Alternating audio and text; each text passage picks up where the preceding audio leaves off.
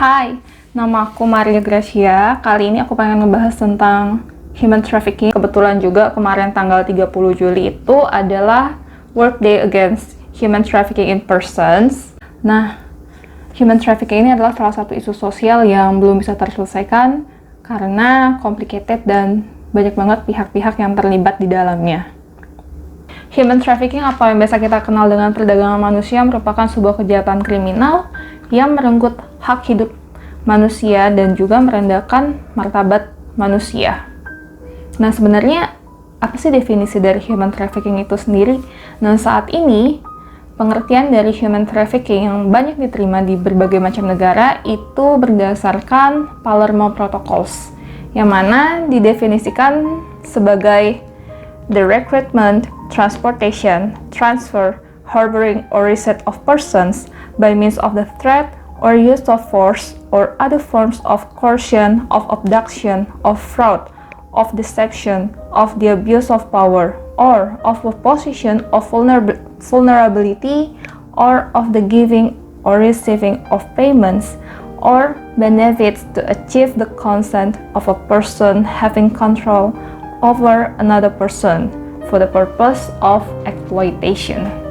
Jadi, perdagangan manusia ini dilakukan dengan memaksa, merampas, ataupun membayar, kemudian manusia itu akan dieksploitasi. Entah itu akan dipekerjakan sebagai pekerja seksual, ataupun untuk melakukan pekerjaan-pekerjaan yang mungkin berbahaya atau apapun, nggak tahu, karena kasus perdagangan manusia ini sulit terungkap.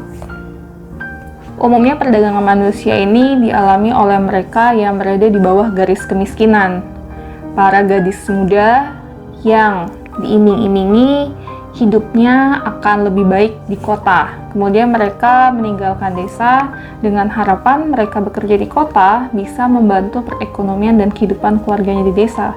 Tapi mereka biasanya pada umumnya nih nggak tahu, mereka hanya percaya bahwa ketika di kota mereka memiliki pekerjaan yang layak, kehidupan yang baik, tapi mungkin ya mereka hidup di desa itu kurang pengetahuan, kurang mendapatkan pendidikan yang tepat. Jadi ya percaya-percaya aja, sesampai di kota biasanya mereka akan dieksploitasi untuk terjun ke dunia seks komersial. Terus yang kedua adalah keluarga-keluarga yang memiliki anak perempuan. Biasanya perempuan ini dianggap sebagai kewajiban, dianggap sebagai utang. Jadi ketika mereka udah dewasa, mereka dijual. Utang biasanya diserahkan kepada keluarga yang mampu. Terus pihak pria akan membayar wanita ini sehingga keluarga wanita ini mendapatkan uang sebagai pertukaran dengan anak perempuannya. Ataupun juga anak perempuan mereka dijual tanpa nggak tahu ya gimana pemikiran dan perasaan keluarga yang menjual anak perempuannya ini.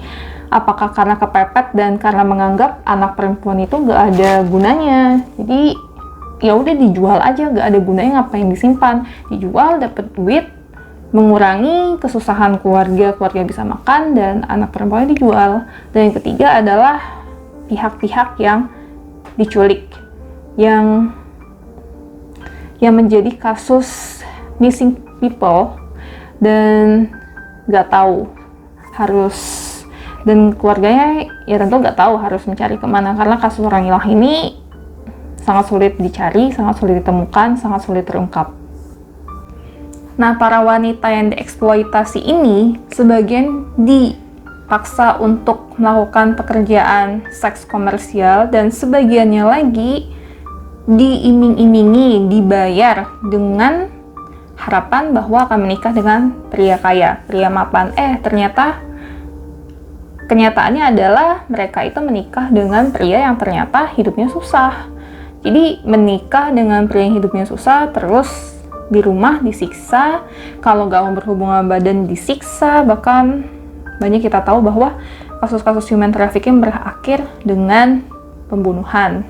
Dan mungkin hilang begitu aja, gak tahu kabarnya gimana, soalnya ini adalah suatu bisnis yang terorganisir dan mungkin banyak pihak yang bekerja sama dan kita juga gak tahu.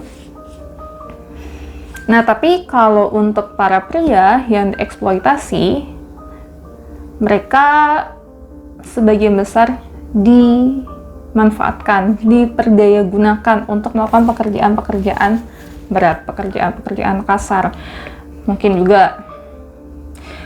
juga dieksploitasi pada saat akan mungkin ditawarkan kali ya, akan ada pekerjaan di luar negeri dengan gaji yang baik, terus kehidupan yang layak. Akhirnya mereka terbanglah atau kemana lah. Nah, ternyata pekerjaan mereka itu adalah pekerjaan kasar. Terus ternyata pendapatannya sangat kecil. Nah, inilah yang disebut dengan eksploitasi untuk melakukan pekerjaan keras. Berdasarkan ILO atau International Labour Organization, tercatat kasus human trafficking secara global mencapai 21 juta jiwa, di mana seperempatnya dipaksa menjadi korban eksploitasi seksual, dan mayoritas korban eksploitasi seksual ini adalah remaja perempuan dan para wanita. Sehingga perdagangan seksual ini dapat dikategorikan sebagai kejahatan gender. Gimana tidak? Karena sebagian besar korbannya adalah perempuan. Nah, makanya hal-hal yang berbau dengan seks perempuan ini dianggap sebagai kaum yang lemah. Wanita dianggap sebagai objek seksual. Human trafficking merupakan salah satu bisnis yang sangat menguntungkan.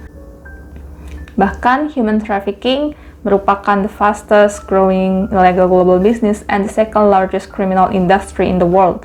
Dalam setahun mereka bisa menghasilkan 150 billion US dollar. Kalau dirupiahkan itu setara dengan 2.195 triliun rupiah. Atau mungkin ada cara baca yang lebih benar, aku kurang paham nih, kebanyakan nolnya soalnya jadi bingung. Nah, itu setara dengan selisih sedikit dengan profit yang diperoleh L'Oreal, bisnis legal yang masuk top ranks companies, itu menghasilkan 162,5 billion US dollar. Bayangin, mereka ilegal, mendapat keuntungan dari menyiksa manusia, mengeksploitasi, merampas hak hidup banyak orang, dan mereka kaya sendiri. Benar-benar suatu kejahatan yang tidak manusiawi. Kalau dilihat dari data statistik yang ada selama 10 tahun, rentang waktu 10 tahun dari tahun 2007 sampai tahun 2017, itu korban human trafficking tertinggi berada di rentang usia 15 sampai 26 tahun dan 39 sampai 47 tahun. Dalam rentang 15 sampai 26 tahun, yang paling banyak adalah para remaja perempuan. Mereka akan diperdayagunakan untuk mendapat keuntungan dari eksploitasi seksual, entah itu dipaksa memasuki dunia prostitusi atau menjadi porn star atau apapun. Yang jelas, di usia seperti ini dengan fisik yang masih menarik, tentu menjadi incaran besar bagi para human traffickers. Dan kemudian untuk rentang usia 39 sampai 47 tahun mungkin diperdaya-gunakan untuk melakukan pekerjaan-pekerjaan keras dan berbahaya dengan imbalan yang tidak sesuai. Human trafficking ini menjadi salah satu bentuk perbudakan masa kini. Berbeda dengan perbudakan di masa lalu yang jelas-jelas namanya menjadi budak ya pasti akan disuruh-suruh, akan dan secara jelas itu kelihatan. Tapi kalau perbudakan zaman sekarang ini dengan adanya human trafficking itu akan sulit terdeteksi. Entah mereka bekerja di restoran atau di mana dengan paksaan, dengan ancaman, kita akan sulit mendeteksi mereka.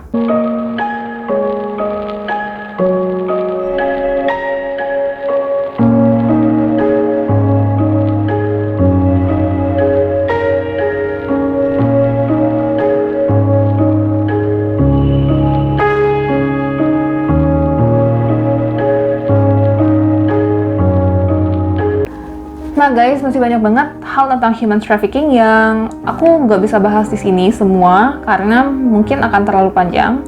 Aku akan bahas di video selanjutnya, entah melanjutkan tentang human trafficking ataupun sex trafficking only. Dan aku harap kita semua bisa menimbulkan rasa awareness terhadap kasus-kasus human trafficking, karena mungkin teman-teman yang menonton video ini tidak merasakan keluarga dekat ataupun saudara mengalami hal ini, tapi human trafficking, sex exploitation ini nyata. Terima kasih sudah menyaksikan video ini. Jangan lupa untuk support terus channel ini. Jangan lupa like, share, komen, dan subscribe.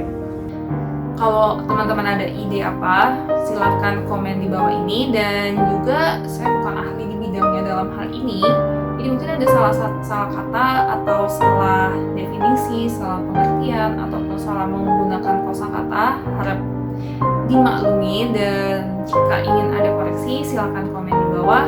Saya tidak akan merasa tersinggung ataupun. Dan justru saya terima kasih jika teman-teman mau mengoreksi saya dan memberikan ide ataupun masukan yang bisa membuat saya lebih baik. Sampai jumpa di video selanjutnya. Tetap jaga diri dan selalu waspada, terutama untuk Bapak Ibu yang memiliki anak kecil. Semenjak tahun 2020, kasus anak hilang itu meningkat 90%. Ini secara global. Nah, kita harus selalu waspada, jaga anak Bapak Ibu. Jangan sampai hal-hal yang tidak diinginkan terjadi karena kita kurang aware. Jadi tetap hati-hati, tetap jaga diri. Sampai jumpa. Dadah.